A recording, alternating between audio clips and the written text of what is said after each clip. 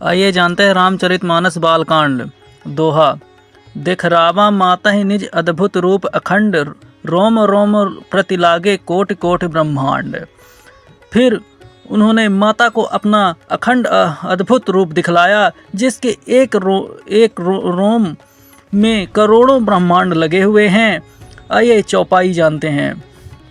अगणित रवि शशि शिव चतुरानन, बहुगिर सरित सिंधु महिकानन। काल कर्म गुण ज्ञान सुभाऊ, सो देखा जो सुन भकाऊ। अगणित सूर्य चंद्रमा शिव ब्रह्मा, बहुत से पर्वत नदियाँ समुद्र पृथ्वी वन काल कर्म गुण ज्ञान और स्वभाव देखे, और वे पदार्थ भी देखें जो कभी सुने भी ना थे। आइए चौपाई है। देखी माया सब विधि गाढ़ी, अति सभीत जोरे कर ठाढ़ी। देखा जीव नचावई जाही, देखी भगत जोय छोरहि ताही।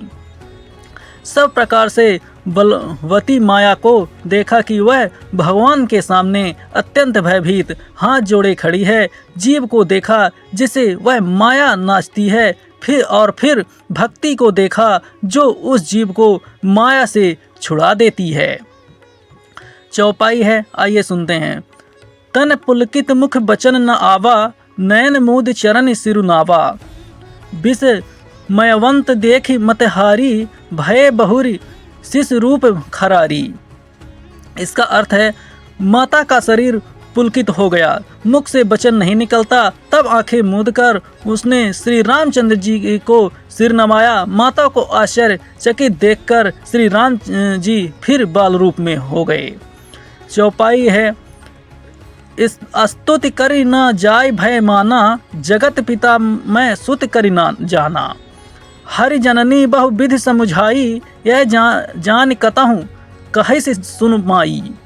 माता से स्तुति भी नहीं की जाती। वह डर गई कि मैंने जगत पिता परमात्मा को पुत्र करके जाना है। श्री हरि ने माता को बहुत प्रकार से समझाया और कहा कि हे माता सुनो, यह बात कहीं पर कहना नहीं। दोहा है। बार बार कौशल्या विनय कर जोरी, अब जान कबहूँ व्यापै प्रभु मोही माया तोरी। इसका अर्थ है कौशल्या जी बार बार हाथ जोड़कर विनय करती हैं कि हे प्रभु, मुझे आपकी माया अब कभी ना व्यापे। चौपाई है। बाल चरित हरि बहुविधि कीन्हा, अति आनंद दसानह कह दीन्हा। कछुक काल बीते सब भाई, बड़े भय परिजन सुखदाई। इसका अर्थ है भगवान ने बहुत प्रकार से बाल लीलाएं की और अपने सेवकों को अत्यंत आनंद दिया। कुछ समय बीतने पर चारों भाई बड़े होकर कुटुंबियों को सुख देने वाले हुए। चौपाई है। चूड़ा करन कीनहि गुरु जाई, विप्रह नह पुनि दक्षिणा बहु पाई। परम मनोहर चरित अपारा, करत फिरत चार्यु सुकुमारा।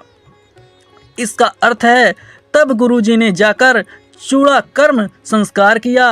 ब्राह्मणों ने फिर बहुत सी दक्षिणा पाई। चारों सुंदर राजकुमार बड़े ही मनोहर अपार चरित्र करते फिरते हैं। और चौपाई है। मन क्रम बचन अगोचर जोई, दशरथ अजिर विचर प्रभु सोई। भोजन करत बोल, जब राजा नहीं आवत ताज बाल समाजा।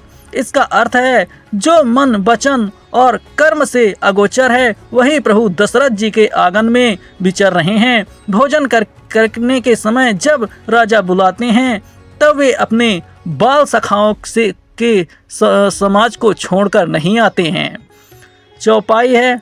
कौशल्या जब बोलन जाई, ठुमक ठुमक प्रभु चलहि पराई। निगत नेति शिव अंत ना पावा, ताहि धरे जननी हठिठावा।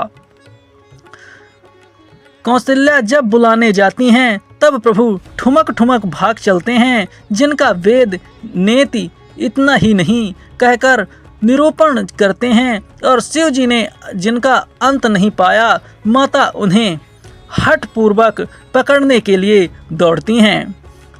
चौपाई है, धूसर धुरि भरे तनु आए, भूपति बिहस गोद बैठाए। इसका अर्थ है वे शरीर में धूल लपेटे हुए आए और राजा ने हंसकर उन्हें गोद में बैठा लिया।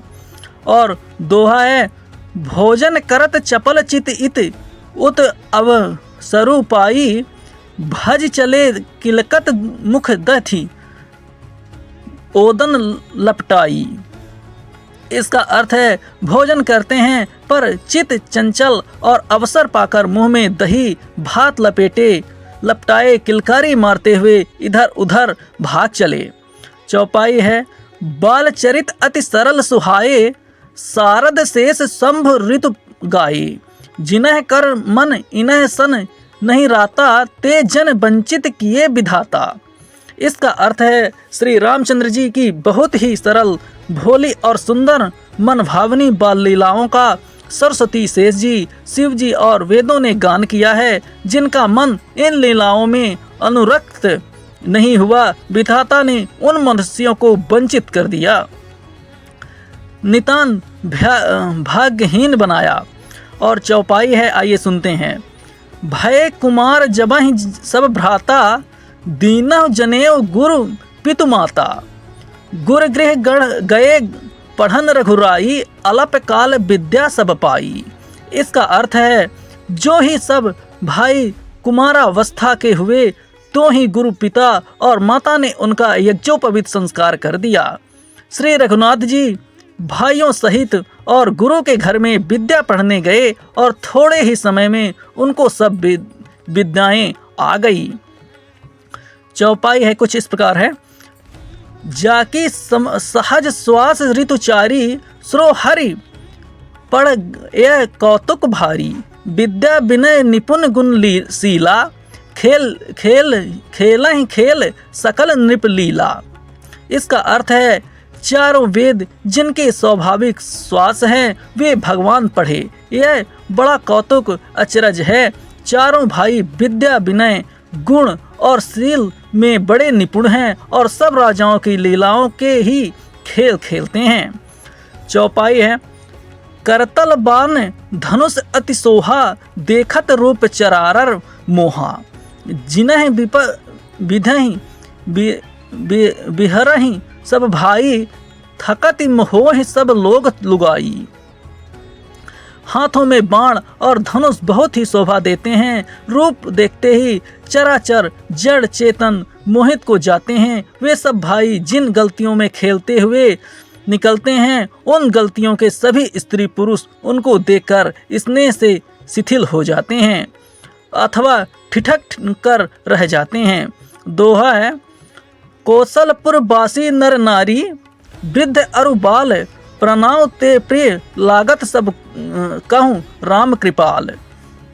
इसका अर्थ है कौशलपुर के रहने वाले स्त्री पुरुष बूढ़े और बालक सभी को कृपाल श्री रामचंद्र जी प्राणों से भी बढ़कर प्रिय लगते हैं। चौपाई है, बंधु सखा संग ले ही बुलाई, बन मृगया नित खेल ही जाई, पावन मृग मारहि जिह जानी, दिन प्रति निप्रहि दिखावहि आनी। इसका अर्थ है श्री रामचंद्र जी भाइयों और इष्ट मित्रों को बुलाकर साथ लेते हैं और नित्य वन में जाकर शिकार खेलते हैं। मन में पवित्र समझ मृगों को मारते हैं और प्रतिदिन लाकर राजा दशरथ जी को दिखाते हैं। चौपाई है, जे मृग राम बाण के मारे, ते तनु तजी सुरलोक सिधारे, अनुज सखा संग भोजन करही, मातु पिता आज्ञा अनुसरही। इसका अर्थ है जो मृग श्री रामचंद्र जी के बाण से मारे जाते थे वे शरीर छोड़कर देवलोक को चले जाते थे।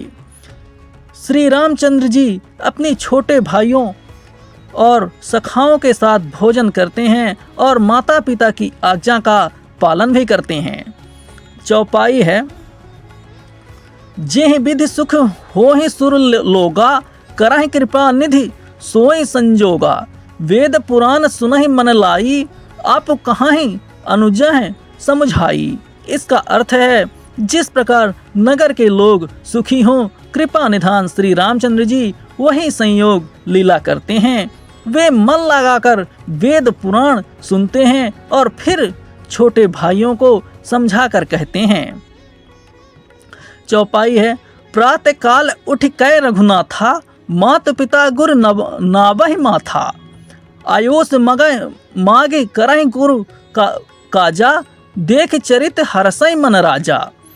इसका अर्थ है श्री रघुनाथ जी प्रातः काल उठकर माता पिता और गुरु को मस्तक नवाते हैं और आज्ञा लेकर नगर का काम करते हैं। उनके चरित्र देखकर राजा मन में बड़े हर्षित होते हैं।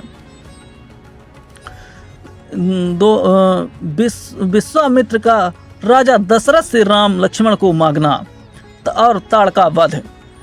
दोहा है, व्यापक पक अकल अनीह, अज निर्गुण नाम न रूप, भगत हेतु नान विधि करत चरित्र अनूप। इसका अर्थ है जो व्यापक अकल, निर्वय, इच्छा रहित, अंजनमा और निर्गुण हैं तथा उनका नाम है न रूप, वही भगवान भक्तों के लिए नाना प्रकार के अनुपम अलौकिक चरित्र करते हैं। चौपाई है, यह सब चरित कहा मैं गाई, अगले कथा सुनाओ मन लाई। विश्वामित्र महामुनि ज्ञानी, वसहि विपिन शुभ आश्रम जानी। इसका अर्थ है यह सब चरित्र मैंने गाकर बखान कर कहा, अब आगे की कथा मन लगाकर सुनो। जानी महामुनि विश्वामित्र जी वन में शुभ आश्रम और पवित्र स्थान जानकर बसते थे। चौपाई है, जप जग जोगी जोग मुनि करही, अति मारी सुबाहु डरही। देखत जगह निशाचर धावही, करही उपद्रव मुनि देखी पावही। इसका अर्थ है जहाँ पे मुनि जप और यज्ञ योग करते थे परंतु मारीच और सुबाहु से बहुत डरते थे। यज्ञ देखते ही राक्षस दौड़ पड़ते थे और उपद्रव मचाते थे जिससे मुनि बहुत दुख पाते थे। चौपाई है, गधि तनय मन चिंता व्यापी, हरि बिनु मरहि ना निसीचर पापी। तब मुनिबर मन कीन्ह विचारा, प्रभु अवतरेउ हरन महि भारा। इसका अर्थ है गधि के पुत्र विश्वामित्र जी के मन में भी चिंता छा गई कि ये पापी राक्षस भगवान के मारे बिना ना मरेंगे। तब श्रेष्ठ मुनि ने मन में विचार किया कि प्रभु ने पृथ्वी का भार हरने के लिए अवतार लिया है। चौपाई है, एहि मिस देखऊं पद जाई, कर बिनती अनौ देख देव भाई। ज्ञान विराग सकल गुण अयाना, सो प्रभु के मैं देखब भरी नयना। इसका अर्थ है इसी बहाने जाकर मैं उनके चरणों का दर्शन करूं और विनती करके दोनों भाइयों को ले आऊं। जो जान वैराग्य और सब गुणों के धाम हैं, उन प्रभु को मैं नेत्र भर कर देखूंगा। दोहा है, बहुविधि करत मनोरथ, जात लगाई नहीं बार, करि मंजन सुराव जल गए भूप दरबार। इसका अर्थ है बहुत प्रकार के मनोरथ करते हुए जाने में देर नहीं लगी। सरयू जी के जल में स्नान करके वे राजा के दरवाजे पर पहुंच गए। चौपाई है, मुनि आगमन सुना, जब राजा मिलन गयो लय विप्र समाजा। कर दंडवत मुनि सन्मानी, निज आसन बैठा रही आनी। इसका अर्थ है राजा ने जब मुनि का आना सुना तब वे ब्राह्मणों के समाज को साथ लेकर मिलने गए और दंडवत करके मुनि का सम्मान करते हुए उन्हें लाकर अपने आसन पर बैठाया। चरण पखार कीने अति पूजा, सो मम आज धन्य नहीं दूजा। विविध भांति भोजन करावा, मुनिवर हृदय हरस अति पावा। इसका अर्थ है चरणों को धोकर बहुत पूजा की और कहा मेरे समान धन्य आज दूसरा कोई नहीं है। फिर अनेक प्रकार के भोजन करवाए जिससे श्रेष्ठ मुनि ने अपने हृदय में बहुत ही हर्ष प्राप्त किया। चौपाई है, पुनि चरणन मेले सुतचारी, राम देख मुनि देह बिसारी। भय मगन देखत मुख शोभा, जान चकोर पूरन शशि लोभा।